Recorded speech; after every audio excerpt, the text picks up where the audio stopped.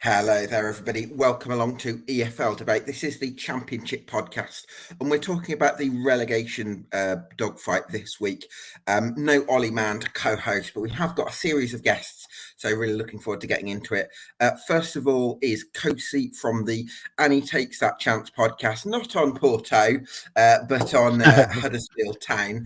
Same Kosi, colours. thanks so much for joining us. Just Gav. wondering, has the 4-0 victory over the weekend sort of eased any relegation fears for you with Darren Moore sacked?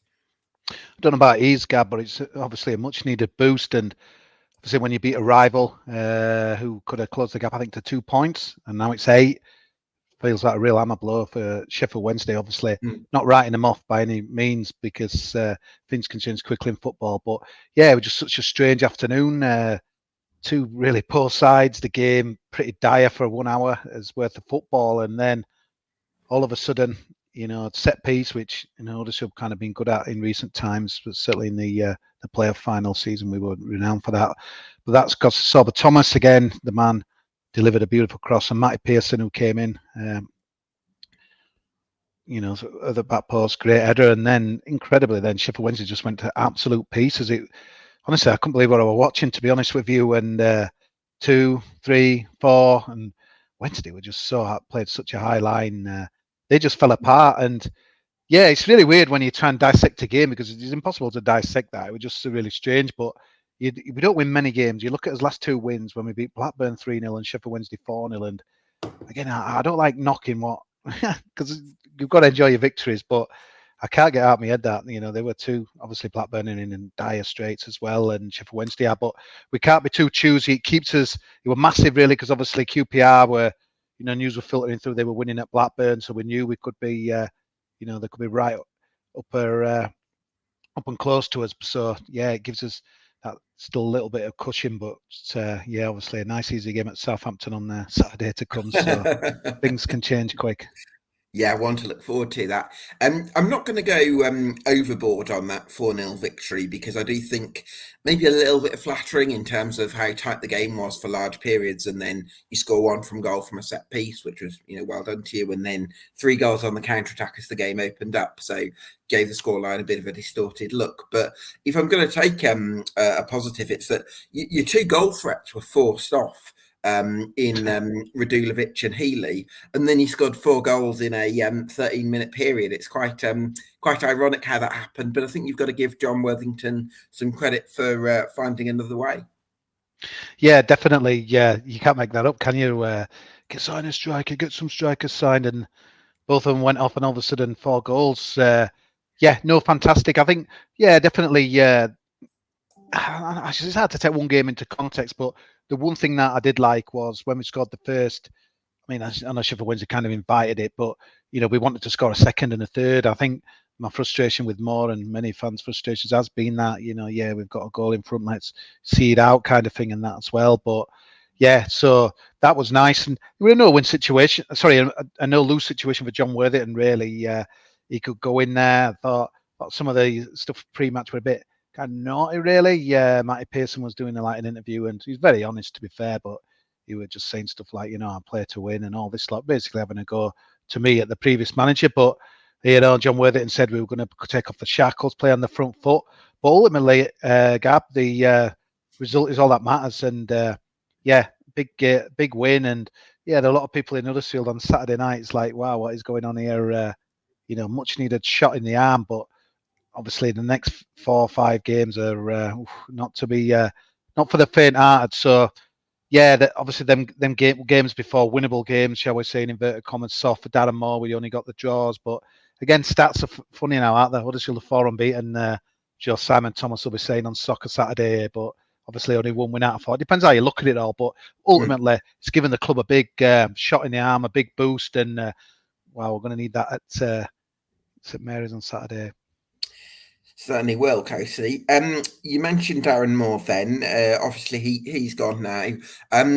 John Worthington is certainly, I think, the first game under his interim tutelage has maybe taken some of the pressure off the next appointment, because it seems like Worthington can be a safe pair of hands.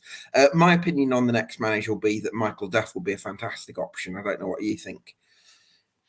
Yeah, well, it's funny really, because like I think the way the squad that we've got and the way the players are kind of channeled in regards to, we're good without the ball. We weren't that bad without the ball, I didn't think, under Darren Moore. Just with the ball is an issue. And I think when I look at that Michael Duff team that got Barnes incredible, it were miles better than the sum of its parts, in my opinion. And without the ball, I think they were outstanding. And that's us really. I mean, it's a difficult one. I think I can't help feeling that, to keep us in the division, it'd be a good fit. But it's almost like the job description the club's put out. It's almost like it seems the impossible job. It's like, right, keep us up, and then we want to play front foot, exciting football. Obviously, been well documented what as owner said, and wants people off the seat, and attack and don't pass back, etc., etc. So yeah, I think Duff would be good to keep us up. But long term, it's hard knowing it as a manager. I mean, how many people do you get in, and it's like, is here for the next 3 years or the plan? Results dictate stuff. I've got to be honest, kind of doing a bit of a temperature check between people. I don't think it's the most exciting, but it's really hard to kind of. I don't know. I've had a few people, no, it's not Michael Duff. He's not you're not the greatest character, but I mean, obviously you shouldn't really be, getting managers in based on, good banter or good crack as well. We were just obviously blessed with Neil Warnock and, before him, obviously Corber. And, when you're winning games, I don't think it comes much into play, the manager's persona. Obviously, more it did, and we weren't winning games. But, I want, again, a bit like when Moore came in, I wouldn't be like getting Michael Duff, but I just think I'd personally like a kind of a left field gamble appointment. Might be a bit too risky, to be honest with you, but I know it's come from nowhere. There's probably absolutely nothing in it, but obviously Jurgen Klopp's assistant Pep Linders is wanting to take a club forward at the end of the season, stand on his own 2 feet. That'd do, but obviously wouldn't go now, and in this you're not going to get Michael Duff just till the end of the season as well. So I know John Eustace has been linked. Michael Duff, I'm not hacking bottom. Obviously, I don't think it's going to be him now, even though at first I thought it might be him. But I don't think it's one that, I think it'd be okay, but I don't think it's one that's going to get everyone rushing to get a season card. But I think the trouble is, for me, it's just about staying in the division. I get the club's long-term kind of strategy, kind of build, play exciting football, front foot. That's not Michael Duff. For me, well, Kosi, can I sort of challenge you a little bit on that? Because I've studied Michael Duff's rise up the leagues, and pretty much every season up until this one, he's either made history, or he's made really significant progress, or he's massively exceeded expectation. Barnes, well, that was certainly the case at Cheltenham, and then at Barnsley, he sort of transformed the culture. He established some real clear patterns of play. And I think that for me, I actually was more impressed from a coaching perspective by Michael Duff's Barnsley last season than by Darren Moore Sheffield Wednesday. So I'm very much of the view that Michael Duff would be an upgrade on Darren Moore, and I don't necessarily subscribe to the view that he's not progressive enough. I think the problem you had at Swansea was that it's a club absolutely so rooted to a certain style of football that was all the fans wanted, and they had Russell Martin, who's an extreme possession-heavy sort of connoisseur. But although Michael Duff isn't that, I do think he likes his teams to mix their game up a little bit, and I don't think he's a I don't think he's necessarily a defensive long ball manager. I think he's more versatile than that, and I think he's someone that the Huddersfield fans would take to. No, that's good ringing endorsement there for Gab from you as well. But yeah, I don't know. I think maybe we're just still attracted to obviously David Wagner was a one-off. We've gone other ways with Ian Steve, obviously Mark Fotheringham, kind of left field, and it's not worked out. But it's hard to know really with our, I know our owner's obviously going to leave it to the kind of the football people to do the job. I think it was 12 interviews he was mentioning last week as well. But I don't know. It's hard to gauge, Gab. I think for me, he feels a good fit for the players that we've got. I think he'll keep us up if he does come in. and then next season it's just kind of, what is pushing on for Huddersfield Town. That is the thing. I mean, I remember at the start of the season, I couldn't see anything else but a relegation fight. Even more when Neil Warnock went. I just think his squad wasn't good enough.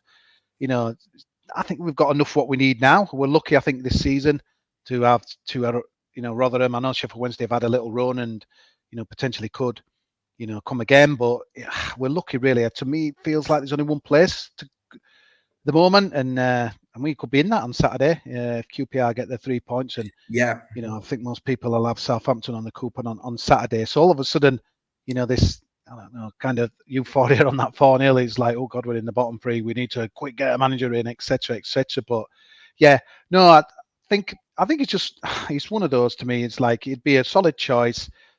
I just think sometimes some of our fans get a bit carried away. I mean, you hear some names like Steve Cooper. There's no chance for, in my eyes, Steve Cooper come Huddersfield. His stock's still high from his time at the City Ground, and it's. I think you've got to look at the players that we've got. Gab, I get the club are trying to want to expand and play a different style of football, but like you said there, he is kind of more versatile than maybe I give him credit for as well. So maybe he could be a good fit, but yeah, it'll be interesting. Everyone will be looking in the director's box stands on Saturday, see whether anyone's there to look at what we're doing. But it's not. You could pick the easier games, couldn't you? Not many. Not many. Yeah. So obviously the transfer window is closed. You brought in Radulovic. Alex Matos seems to have made a difference. Brody Spencer as well, having been recalled from his loan away. A few positive additions there, Kosi. What do you think is the blueprint for the next Huddersfield manager to do what's required between now and the summer to make sure that you stay up? I think for me, it's just stay up at all costs. But I think what you'd like to see is, kind of some attacking intent. So, for example, Saturday was a good example where, we were pushing forward more. We went, once we got one up, we wanted to score again, and that's what you want to see. There's too much of this season, as being just sat back and kind of trying to grind out draws. I know there's a time and a place for that, and obviously, if we got a draw at Southampton, we'd be jumping for joy. But for me, it's the intent of Huddersfield Town, and obviously, you're looking ahead to the summer season cards. Kevin Nagel wanting people to buy them, and I think there's quite a few at a bit of a crossroads at the moment. Like, they want to see. I think so many times you're struggling. It's like it just kind of knocks it out. It wears you down as well. So for me, it's kind of that. Yeah, we want to stay up. It'd be nice to do it before, a bit earlier than we did last season. But I just want to see, a better kind of, watchable more football, and just almost like if it was Michael Duff, it's like, yeah, okay, I'm, it's kept us up in quite some style in the end, and yeah, I won't mind seeing what he can do next season with maybe a bit more, war chest, as they say, and if you do stay up, you definitely need. If you do stay up, you definitely need a better summer than I think the one you had last summer, because it feels like the January investment was almost compensating for the bad summer that you had, and you don't want to be in that situation again. I don't. Yeah, 100%, mate, 100%. I think. We've obviously played, like you say, the irony of last weekend was the two strikers that we got came off and with 0-0. We ended up, 4-0. So yeah, it's funny how football works out. But yeah, I still think we're a creative midfielder short. Alex Matos has been fantastic. Real. It's really strange, Gab, because I thought we were signing a player who. I remember reading that Athletic article, and he was like kind of a winger, and I know he's a bit versatile, but I almost felt we kind of got in a forward kind of player, guy who's going to, create and, go down the wing. But we've not really seen that, to be honest with you, mate. But what he has done, he's done a great job. Well, I think what it is actually, Kosi, is in his this season for Chelsea development, he's been converted into more of a ball-winning midfielder, and maybe that's why that's more like what you've seen this season. Yeah, no, that's what I mean. It was almost like I thought we were getting a different kind of player, but he was massive on Saturday, and he did a great job in extinguishing Barry Bannon's threat, which obviously everyone knows that in Sheffield Wednesday, the conductor of the orchestra. So once he got in the first 15 minutes, Bannon kind of running the show a little bit, but then after that, Matos really got in him in that as well. And I think the only development for his game is he does give away a lot of fouls, and kind of in higher, obviously, in the pyramids and things. I think some of them will get yellows where Championship he lets it go. But yeah, it was easily his best game for us on Saturday. Obviously, massive part in playing for the 3 points, and yeah, he's been really good.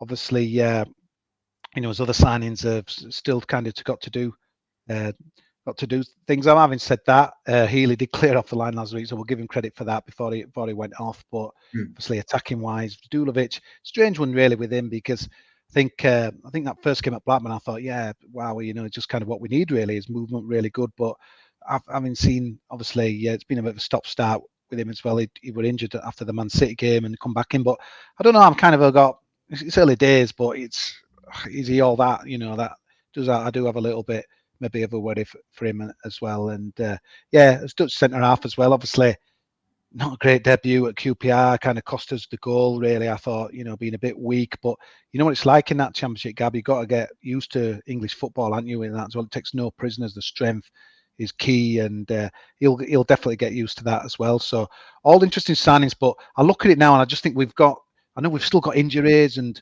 you've seen this week Josh Ruffles ruled out for the season, Ollie Turton obviously ruled out for the season. If we could just keep people fit and it'd be really good.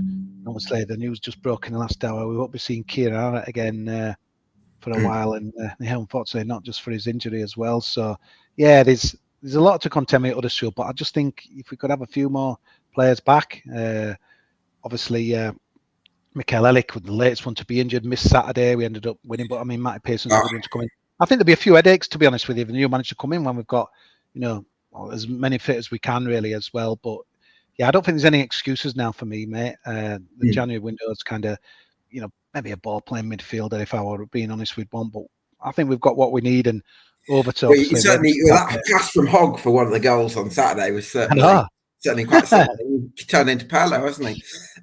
Listen, Kosi, thanks so much for talking to us. It's been great to chat, and keep up the great work with the Takes That Chance podcast.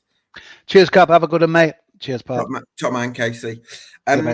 Delighted to bring in my next guest, which is Matt Lax from the New York Talk podcast on Rotherham United. Matt, thanks so much for joining us.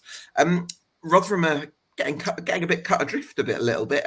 You had a bit of bullishness in you last time you came on the podcast. Is that being eroded a little bit at the moment? Yes. That's the short answer. Cut adrift, putting it politely. 12 points adrift. We're getting into the territory where if survival happens, it's a bit of a miracle. I don't know this, but I doubt there's many teams that have come from 12 points adrift and survived. I bet you could count on one hand if there are any. I mean, 10 points from January is always a bit of a tricky one. Can be done, but that's a really hard one. 12 points from February is, It's frustrating because if you look at the fixture list, we've got Leeds on Saturday, Hull, Watford, Ipswich. After that, we've played everybody. We've played all the top four. Okay. If we could have been in touch, we would have QPR, Sheffield Wednesday at home, Plymouth at home, Huddersfield at home. You'd have to think, right, there's a chance here. You have 6 points adrift or something like that, but 12 is just... Do you know what, Matt? I think it's going to need something like a smashing grab at Elland Road where you manage to win 1-0 with a last-minute goal. It's that sort of thing that you're going to need to give yourselves any sort of chance, really, I think, at the moment. I think you're right. And look out. I think worse, if we don't win on Saturday, it'll be a club record sequence of away games without a win, which were 28, I think. Yeah, it's so close at Middlesbrough as well. That's what makes it so frustrating. Yeah, we've got our away. Ironically, our away performances have improved significantly under Liam Richardson. Significantly, yeah. But our home performances have dropped. Not terrible, but they've dropped from where they were in Matt Taylor. It's been a bit of an opposite kind of thing, but we're still not picking up those wins. I could list 4 or 5 games where we should have got more points than we did away from home. Because you're not getting those points, that's why you're 12 points adrift. That's why you're not getting 2 points against extra 2 points Middlesbrough, extra 2 points Blackburn. That's why we are where we are, sadly. Yeah, absolutely. I mean, the good news, I suppose, is that Victor Johansson is staying for the remainder of the season, which gives you some sort of hope. But I'm almost thinking at this stage, would it have been better to cash in and use some of that money towards the rebuild in League One? That's the question here. We all want Victor to stay, but I think you've got to be realistic. There's no chance. He shouldn't be playing in League One. So the problem is his value is only going to go down from here on inwards, assuming we do go down. So, but then the January transfer window was so slow and so quiet. Was there anybody that would have been willing to pay our valuation? So maybe that was more the case rather than us refusing to sell. But if we're in League One, sadly Victor won't be here. I would have thought we'll get a bit of money for him, so that will help with Liam Richardson bringing a couple of players in. But yeah, I think the January window the way it panned out didn't help us trying to not offload, but trying to get a bit of profit for Victor.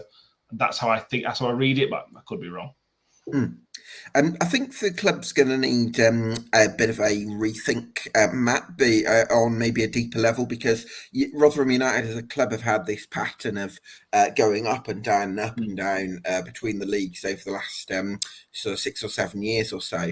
And I suppose you're coming down into League One now, where it's a position where there's a lot of big clubs in the league. Now, admittedly, Sheffield Wednesday have just come up, but it's still a really competitive league where there's a lot of big clubs, and it's going to be incredibly competitive.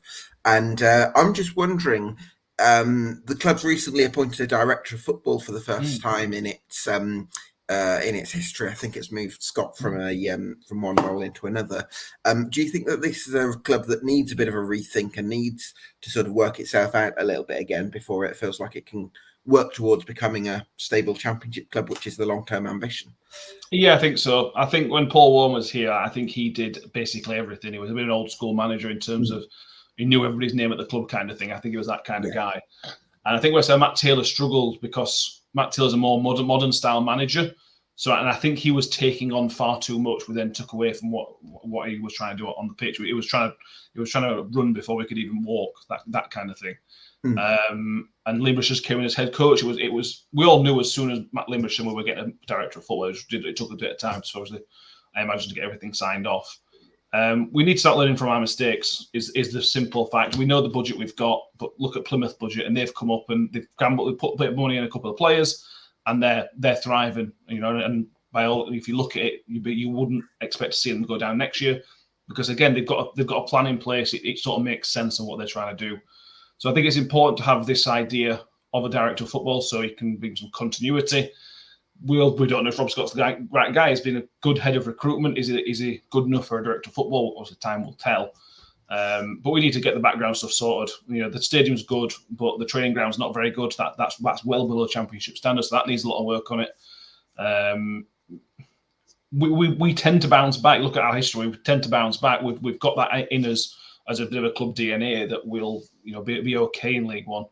But you can't just assume that's going to be okay. You've got to make sure the building blocks are in place, because everybody else in League One and above have got good setups behind the scenes. And hopefully Rob Scott coming where he is to direct football is a step forward to where we need to be, because we need to. If you want to be sustainable in the Championship, you've got to be clever, you've got to be smart. And I don't think, certainly Matt Taylor, we weren't as smart as we could be. Certainly the transfer window and other areas as well. Yeah, absolutely. How many people are out of contract in the summer? Do you know? I think 12 or 13. Okay, right. So there's a bit of a scope to have a bit of a rebuild then, if you want to get rid of a few players and bring some new ones in, I guess.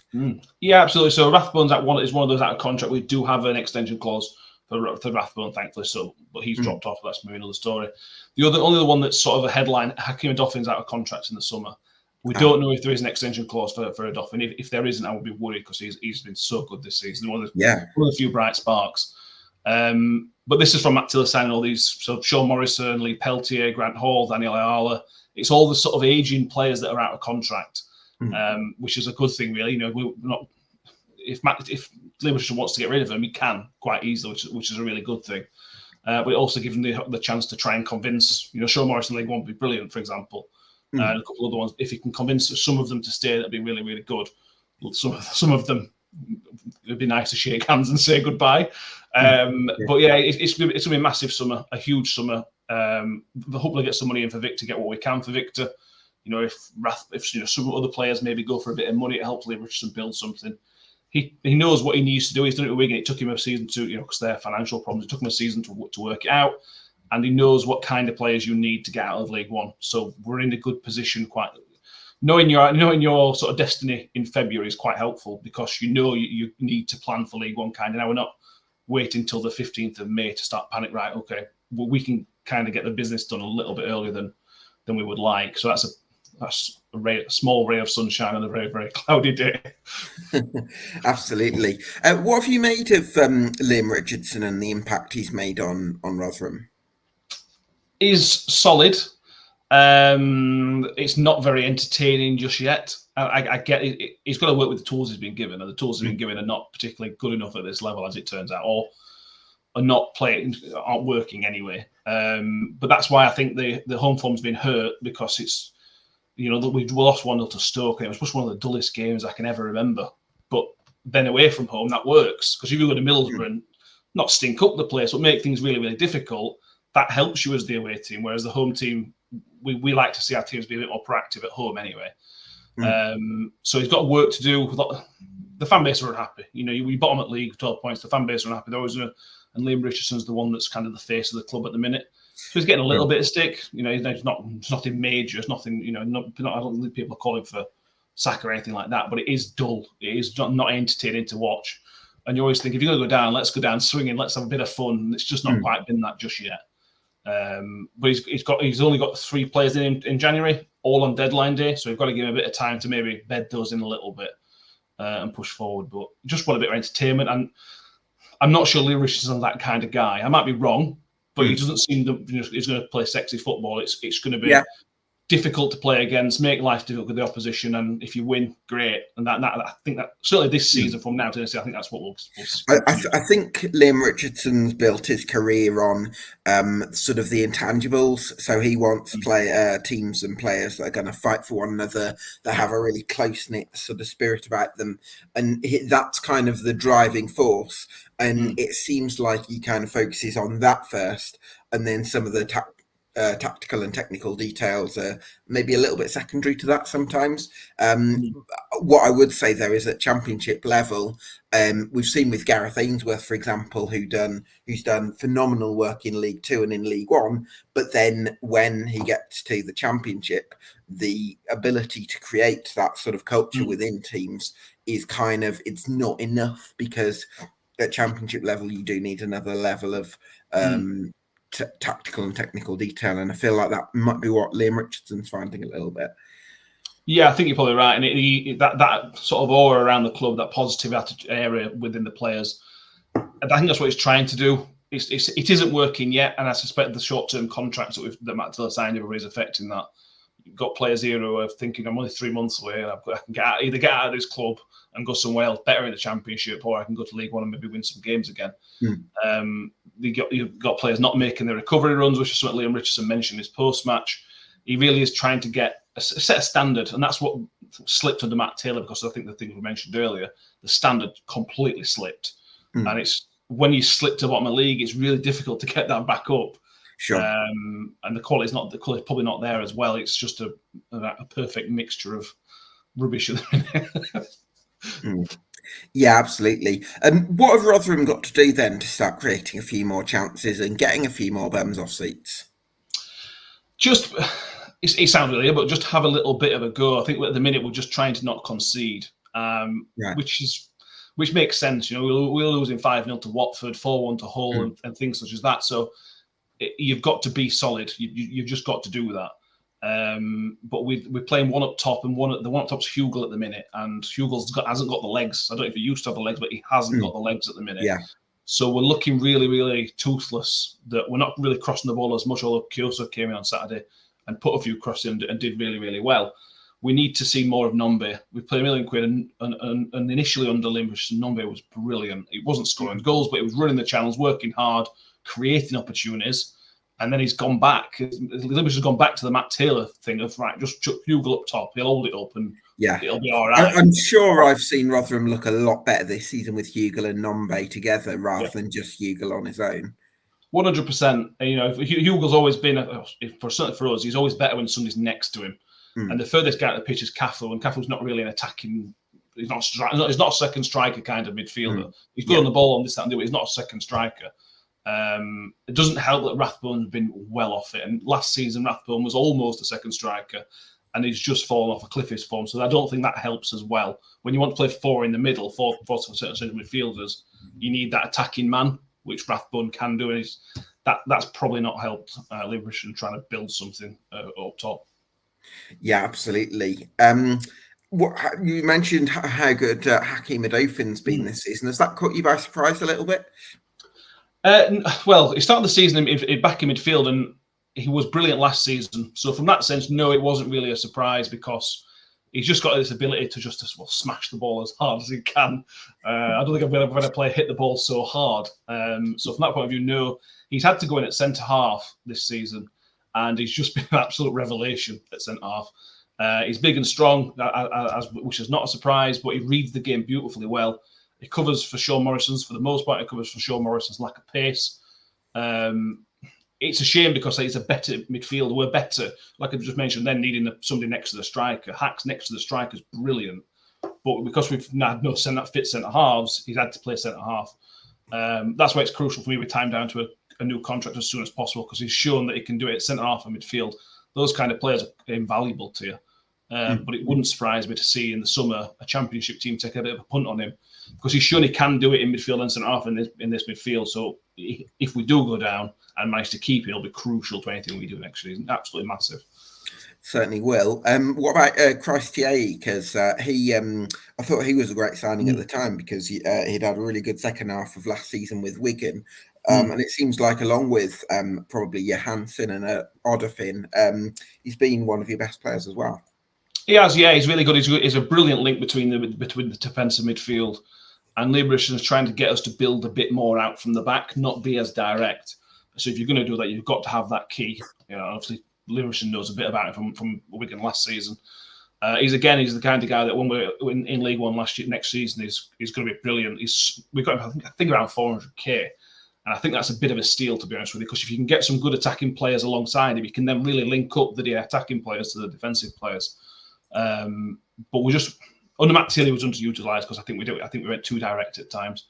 Liambush is trying to. I think he's been worked out a little bit at times. So at Southampton at weekend, he was completely crowded out. Every time we tried to play through there, he got crowded out. And that's Southampton, so it's difficult to compare Southampton to maybe Sheffield Wednesday or QPR in a few weeks. But if everything, when we do good things, it comes through T normally as a general rule.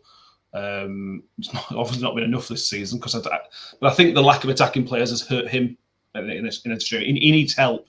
He's not going to win the game on his own. He needs to be able to put the ball into people, and that's where we've been lacking the movement up top. But Nombe helped when he played with Nombe. Again, it helped because Nombe is able to make those runs that Hugo isn't. So again, yeah. He's a real handful, isn't he, Sam Nombe? He very difficult to defend against. I want to ask you about Femi Siriki because he was one of those players that you mentioned that came in on deadline day. But it's an interesting one for me to sort of work out really because he did really well a couple of seasons ago at Boston in the National League North. And then the weird thing with him was that he went to Rochdale last season and he was recruited to play right wing back. And then 4 games into that season, they appointed a manager called Jim Bentley, who's never plays 3 at the back. So he went to 4 at the back. And then that kind of made Seriki's sort of role redundant. And then I'm not sure he's even had a senior move since then. So I'm actually a bit surprised because you've taken him on loan, haven't you, rather than on a permanent deal? So yeah, we've had him on loan. He signed another long-term deal with Sheffield United as well. Okay. Yeah, we'd sent Dexter back. Well, Dexter went back to Wolves and is now gone to Hearts. Dexter Limbakisa has gone to Hearts, which was a good deal all around because they've struggled after the first month or two. He really, really struggled. So we brought Peter Kioso back from Peterborough. Had a really, really good loan spell because we were really, defensively were really, really short. We had Dexter Limbakisa and Lee Peltier as your right wing backs. Love Peltier. He's been a great player in the past, but he is not a right wing back. He can't play that position. There's no attacking threat from him. So to get Peter Kioso in, who was big, strong, but athletic and got a bit of pace, and Siriki, go on, how do you say it? Siriki. To get there's a bit more attacking intent from those guys because Siriki is light. We also had 10 minutes on Saturday, but he was quick. You could tell instantly he was very, very quick. He's got a bit of physicality about him. So it just gives you an extra string to your bow. You know, Kioso can fill in left wing back if worse comes to worse because Bramall's injured for a little bit now. It's just going to give us something going forward out wide. We really struggled with the wide areas. Again, something Matt Taylor failed was to strengthen properly in the wide areas and to let Kosi go out on loan. That turned out to be a huge mistake as well. But he will help Kosi, because the Championship's a massive step up. You could see him flagging a bit on Saturday, Kosi. So Syracuse going to be massive to help Kosi fit in and build and get stronger. And hopefully get some crosses in the box. We're playing John Hugel and not crossing the ball. I mean, it just blows my mind that we've been doing that. That's weird. So hopefully that'll help him as well if he does continue playing. Absolutely. Hopefully you can get a few more deliveries into the mixer.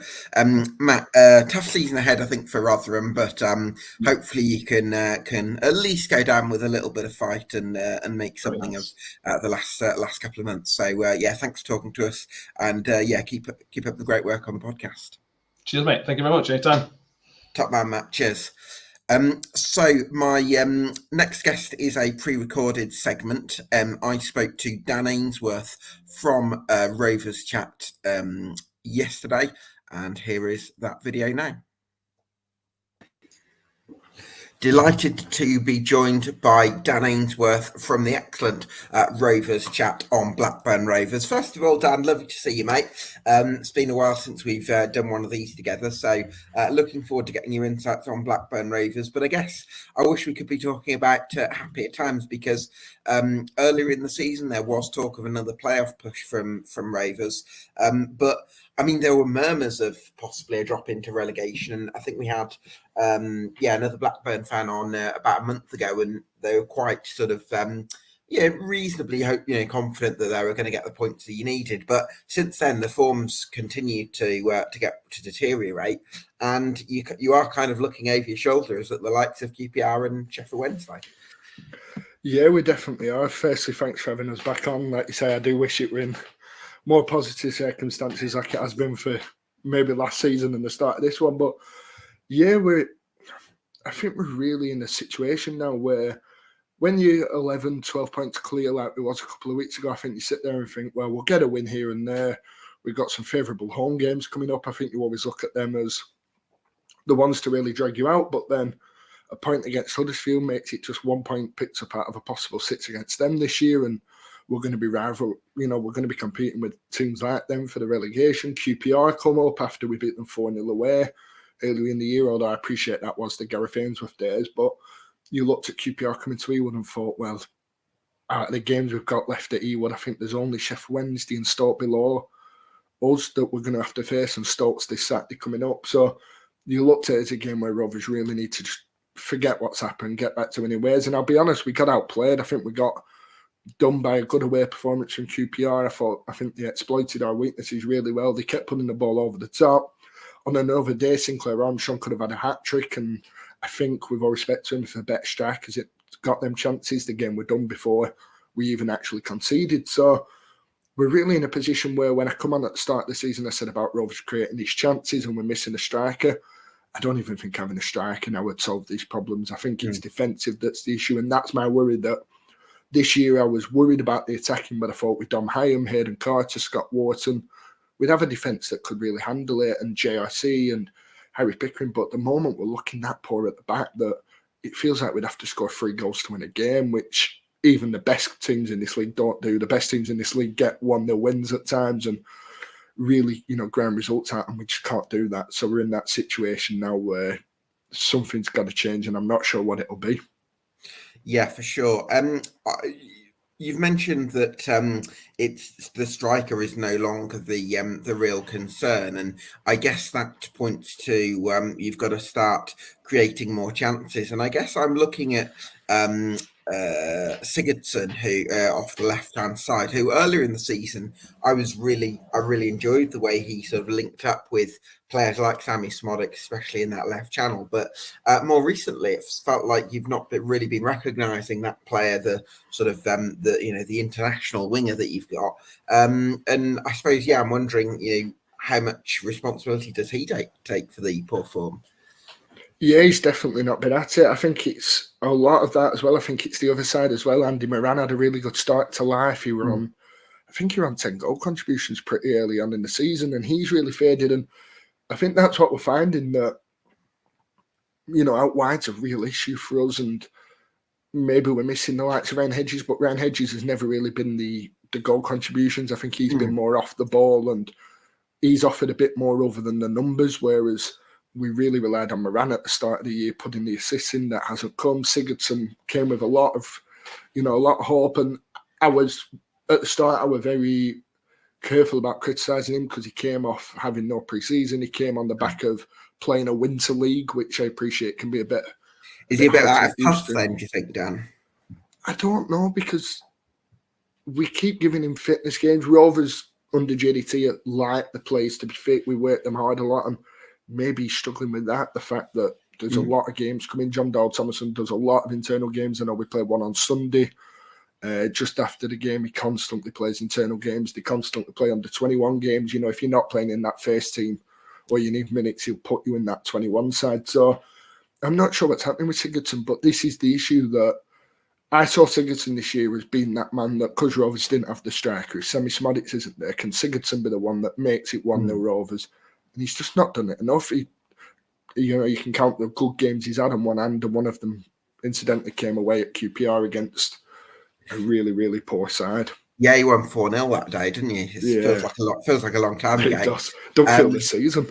Yeah, for sure. I mean, what I always find is that I'm sure I remember, the Tony Mowbray days where you'd have times where maybe the style of football that you're playing wasn't quite coming off and you weren't quite creating the chances that you were wanting to. There was a bit of a back to basics thing where you'd bring in Danny Graham and, you'd get a bit back to old habits and you'd get some solidity in place and, sort of refamiliarize yourself and then build a bit of confidence from there. But I sort of wonder if you've got the personnel to do that at the moment, because I think what you're probably crying out for is a bit of physicality in midfield, someone who can just, win their tackles and win the physical duels and just give you a platform, really. Well, that's exactly it. I think I always credited Tony Mowbray with the League One season of recognising that even in that year we went in and we tried playing this passing football in League One and we got beat, I think, both games. First 2 games we got beat off poor sides, really. And then he recognised, look, we're not going to do that. Let's go back to basics. Let's kick it at Danny Graham. It was Smallwood and Evans, wasn't it? As a sort of double pivot there. Rock solid, weren't they? And then you had you mentioned the physicality, and we've got our captain on loan at Ipswich Town who are pushing through the automatics at the moment, which kind of sums up this club that, I've always been critical of Travis about maybe the quality he has on the ball, but he's always done that job well, the physicality. And I think we're always missing the man to grab hold of the ball in midfield, put that tackle in. And don't get me wrong, Sondre Tronstad's been a real welcome addition. But now with all respect to the players around him, now he's not going to have the quality of Adam Wharton around him. Do we then have to settle for something else? Because you could always, with Adam Wharton there, we could always give Adam Wharton the ball and say, you try that big pass, you try that clever pass. And I don't think we have that anymore. So now I think we've got to change the balance in that midfield and make sure this team works. I think Rovers are in this real situation now of we want to change it, but we've probably not got the personnel to change it. I think what we're going to see is a lot of the young fringe lads come in and kind of say, look, if you want your chance to play for a club, you're playing for a club that's no money to go and buy someone, that needs to develop players to end up selling. Go and take your chance now. And that's what I think Jake Garrett's got a massive couple of games coming up for him where he could really go into that Wharton role. He's a good left-footed player. John Dahl likes playing him further forward, which I've never massively understood. He's more of that physical player, won't shirk away from a tackle. So, yeah, I agree that midfield's lacking that bit of fight. We could risk it with Adam Wharton because he was that good. He could find that pass. But now we've got to adapt and we've got to do it soon. Maybe John Fleck could be someone that comes in and adds something to the midfield, but how much do you get out of him after a very limited 18 months of playing football? Yeah, it's a great question. I think we can have an hour-long podcast in the summer, Dan, of how to rebuild Blackburn Rovers and maybe find more permanent solutions to some of the problems that we've spoken about. Obviously, there's a job to do in the short term. The transfer window's closed.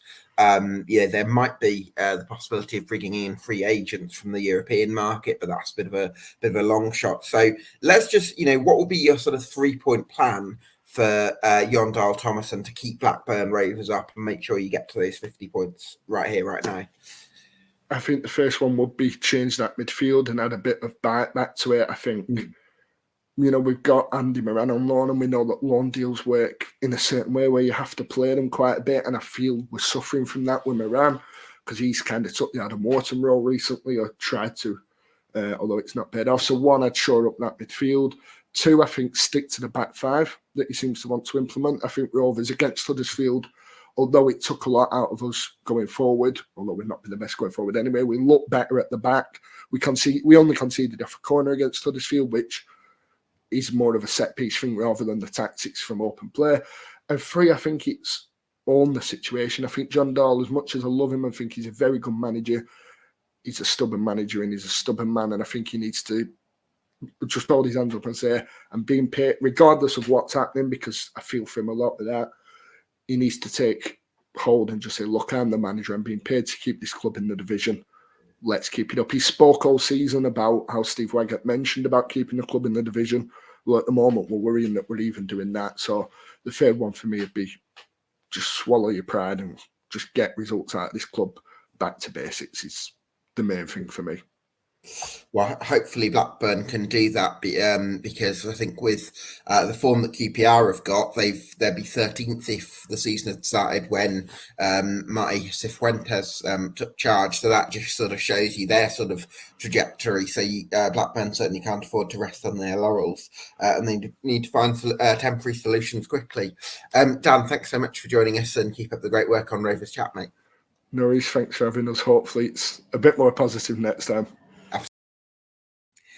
That was Dan Ainsworth speaking there from Rovers Chat. Obviously, the interview was recorded before the news that that's kind of broken this afternoon, that John Dahl Thomason, Blackburn Rovers manager, is set to leave the club. So we'll have to see, who Blackburn Rovers appoint and where they go for the remainder of the season. Next up, we've got an interview with Mike from the Every Step Along the Way podcast on Stoke City. Delighted to be joined now by Mike from the Every Step Along the Way podcast on Stoke City. Mike, thanks so much for joining us. Do you feel like Stoke have got a little bit of work to do to make sure you secure your championship status for next season? Honestly, I think we've got a hell of a lot to do. The next three games, they really cannot be underestimated. We've got Blackburn, QPR and Coventry. Typical Stoke to go to Blackburn, who need a win to give them a win, because that's just what we do. I think, Coventry are a good team as well. They're just outside the playoffs, as we know. That is a hell of a difficult game. We can't win at home against far worse teams, let's be honest, than Coventry. So that's really dangerous. And QPR seem to be able to just pull the odd result out here and there, and they know where the net is. And I think our problem, Scabs, at the minute is we don't know where the net is, and we certainly don't know how to keep it out either.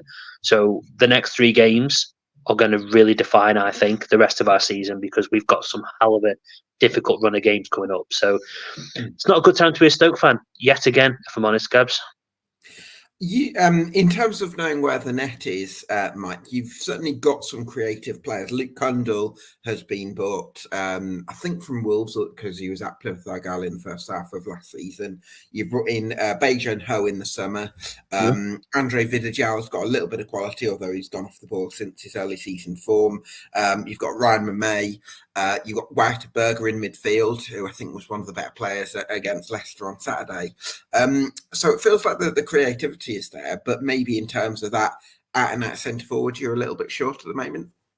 Yeah, very much so. I think Ryan May's is showing he's able to kind of do that linking up play, and I've said on our pod that he's a little bit like a Harry Kane, fortunately not for the goals, but for that kind of link-up play of dropping deep, laying off, and trying to get back in the box. He's trying to do that type of a game, which had worked out. Sorry, it's a bit of a false nine then, Mike. Yeah, I'd say so. It's not constantly false nine. So, I still think he's trying to figure that position out to an extent. But I think that's the way that he's been playing, which is all well and good if you've got players around you who can run on and are on the same wavelength. You mentioned Berger. He's been brilliant for us all season, bar a period with obviously Alex Neil where he was just being strangled, if I'm honest, in terms of creativity. Beijing Ho, we've seen some really good lights from him, except he's not really scoring or assisting. So he's doing a lot of elements good, and he's got a lot of learning to do in this league. But yeah, I mean, out and out strikers, Vidigal, great early season form, but completely gone off the boil. He's not getting into dangerous positions. It's almost like he's hiding, so you can't rely on him. You know, when you take those players I've mentioned out, Luke Kundle, he's not really done much, to be honest with you, mate. He's not shown an awful lot at all. He's certainly not really improved.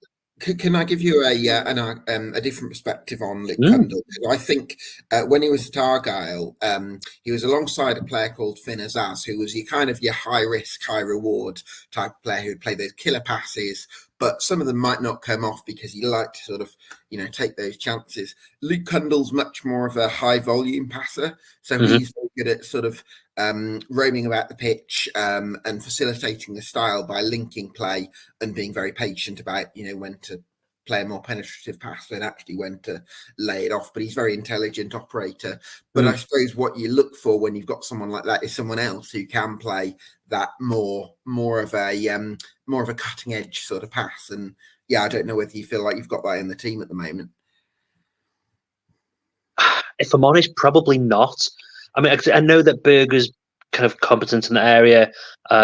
We've tried a number of players in that kind of fold, and if I'm honest, not really, because the three that we typically play in midfield, obviously Berger is one of the main focal points, yes, but then beyond that, we're going to maybe have like a holding midfielder, like for example Pearson. He's never going to do that for you. Kundle, like I say, he's probably one of the other three typically. So you're scrambling around at this point. We've had Haksabanovic, who on his day can be good, but I don't think he's a Schumacher player. If I'm honest with you, mate, he's a little bit too static for most of the time, which is a shame, really, because I think his best position could very well be in exactly what you're describing there. I think linking up that play with the striker and being that free roaming position. I think when we went away to Huddersfield, he was really good. He bossed that midfield, and since then he's not been played in that position for me. So there's some working out that Schumacher's got to do, but I think fundamentally right now for Stoke, mate, it comes down to the lack of quality and I know square pegs and round holes in terms of he's switching it around every week. And I don't think, if you keep switching up if you keep switching up personnel, you're going to really struggle. Like Lewis Baker, come back in, had a really good set of games, and then it gets dropped. Why? I can't figure that out. They just to basically make room for Kundle. I understand he signed him, but for me, again, Kundle maybe is one that's going to grow on us as he brings his own players in yet again. But it's just I try to be positive. If I'm honest, I know it doesn't sound like it, but I try and be positive, and we're just seeing a complete lack of continuity of personnel. It feels again disjointed, whereas the first 4 or 5 games it didn't. Mike speaking there from the Every Step Along the Way podcast on Stoke City. Delighted to be joined by my next guest, which is James from the Wednesday Till I Die podcast on Sheffield Wednesday. Great to have you on, James. Thanks so much for talking to us. After that awful start under Xisco Munoz, Wednesday had a bit of hope through that resurgence initially under Danny Rowland. For a couple of months you were really finding some sort of mid-table form, but recently that's dropped off, and I'm wondering how much optimism is left in the tank among Wednesday at the moment. Not much. First of all, Gabe, thanks for having me on. Really do appreciate it. Yeah, I think you're right in that. It did feel, when Danny Rowland came in that there was a lot of positivity around the football club. He came in and, playing a different style of football. I mean, I don't know what style of football we were playing at the start of the season. It wasn't great by any stretch. So yeah, it was, we picked up a bit of form, picked up a few wins. That gap started to come down, that gap being the gap to safety, which seemed to be getting ever bigger, as the games were going on. And yeah, things were looking up, and most Wednesday fans, you'd have asked them and they were thinking, yeah, we could survive this season.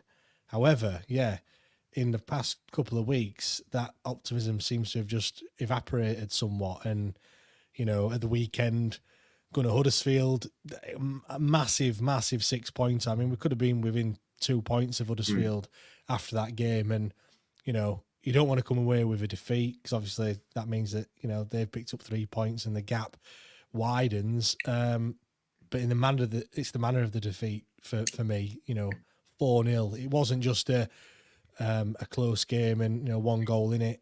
I mean, look, 4-0 flattered Huddersfield, and I think Huddersfield fans would probably agree with that as well. It wasn't a 4-0 game, but the fact of the matter is, it was a 4-0. The second away game consecutively that we've conceded 4 goals, Southampton being the other one. And then, we follow it up with another 4 goals conceded away from home against Coventry. So, at the moment, most Wednesday fans have kind of resigned to League One football, which is crazy because, again, like I said, 1 win against Huddersfield, and we'd have probably been thinking we're going to be able to survive this season. I want to present to you, James, a bit of a sort of surface level theory that I'd love to kind of get your take on from a more sort of, I suppose, a more detailed perspective, because you go to watch the Owls every week. But I feel like when a manager takes over in October in a relegation dogfight, you can't use the template that gets you out of trouble or gets you into an improved position initially over the course of a whole season, because there is a likelihood that things get disrupted along the way and then you've got to come up with something different. So unlike a Neil Warnock, for example, when Huddersfield last season, it came in March or February, and then was able to use that template for the rest of the season. I don't think Danny Royle's necessarily in that situation, so that will be my perception from the outside. I don't know how that's sort of borne out for you. Is there the thought that what was working for Danny Royle before isn't now, or how would you sum it up? I mean, I think initially you just get that bit of a boost, don't you, when when a new manager comes in, the new manager bounce, as everyone keeps saying. I think obviously everyone's quite optimistic. I mean, obviously we've had a January transfer window. I think a lot of fans, and I think Danny Röhl himself was probably hinging quite a lot of that on the January transfer window, perhaps moving players on. I know he told quite a few players that they perhaps weren't in his plans and things like that, and some of those players might still be there. We only shipped. There was only 2 players that actually moved on in January. 2 of the others were actually loan players that just went back to their parent clubs. So there could be the whole shifting dynamics and stuff like that, which people have been talking about. I think from my perspective, up until recently, Danny Röhl could do no wrong. He put Deshaun Bernard in defensive midfielder against Southampton. That didn't work. That's probably one of his first mistakes. He kept his foot in against Huddersfield when we went a goal down and conceded another 3 goals in a matter of minutes, which just in hindsight perhaps could have managed that a little bit better. But I think you're right in what you're saying in terms of if a manager comes in now with 16 games to go, it's a lot different than coming in with 11 games gone in the season. You can approach it a lot differently. I think I've been thinking in these past couple of days since that Huddersfield defeat, and of course the defeat yesterday, albeit in the cup. I've been thinking, is Danny Röhl? I think he's a fantastic manager, but I just don't think he's got the tools needed to actually do the job. I don't mean in himself. I mean in terms of the players. I just don't think the squad's good enough. I don't think it's. I don't think we've got that strength in depth. When we make the changes, we look severely hampered by those changes that we make, and the football that he likes to play. It demands it's high physics. In terms of fitness and things like that. The team need to be at their peak, and having not had a pre-season and trying to do that, during the season, there's no wonder why some of the players have picked up niggling injuries, which isn't going to help either. So, part of me's thinking, I think it should, that it's the right man, but probably the wrong time when you look at the squad that we've got. And I don't think Danny Röhl is a manager that can get you out of the out of trouble where you are when things are getting a bit tough. He needs time to actually implement the football that he wants to implement. And unfortunately, January transfer window, we didn't bring any. Well, I don't think we've strengthened the squad at all.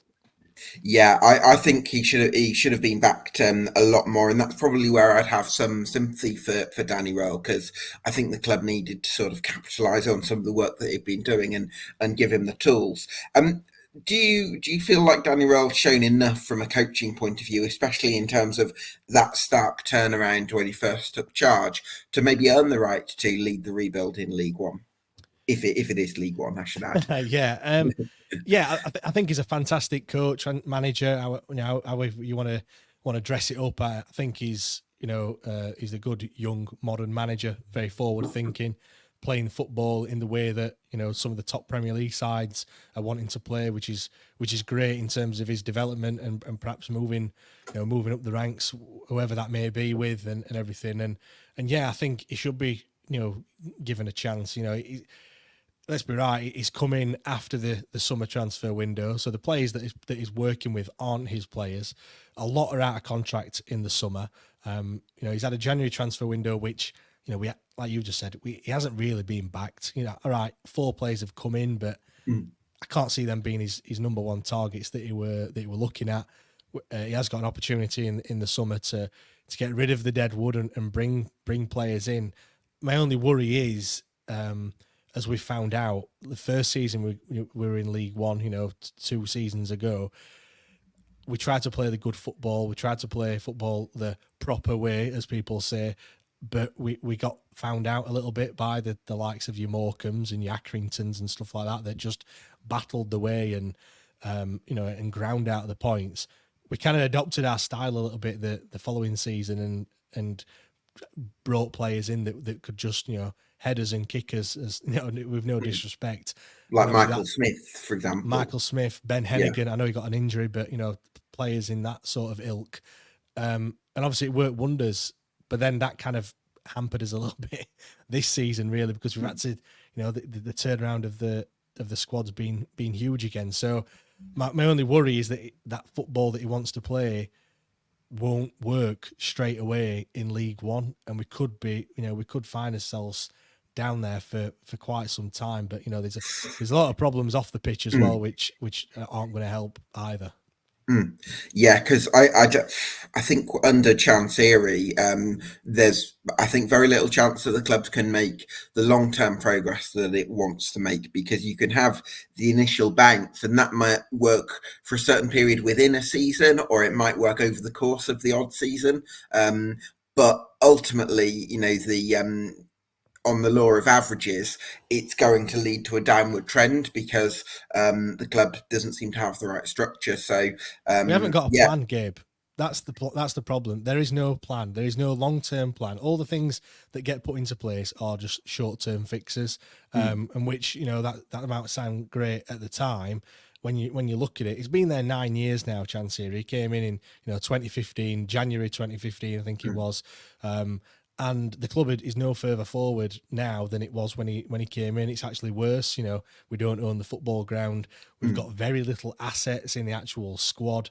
Yeah, all right. We've brought in Masaba, Gassama. We've got Kadamatri. So there's 3 players there which could garner some sort of resale value. Other than Kadamatri, I would suggest that the academy isn't necessarily in the strongest position. But in 9 years, it could have been, when he came in, if a plan was put into place, you would have started to see some, a return on investment by 9 years down the line. Yeah. But that's not being done. So, it's all good and well, perhaps starting to do something now, but it's too late. Like we're not going to see the benefits of that until another at least 5 years down the line. And that's what we need to do. We need to be, you look at the other clubs in the Championship and, we've got one of the, in terms of the actual market value of the squad, if you want to believe what you see on the internet, it's one of the lowest in the league. And you look at other clubs and you think, how can they have squads like they've got? I mean,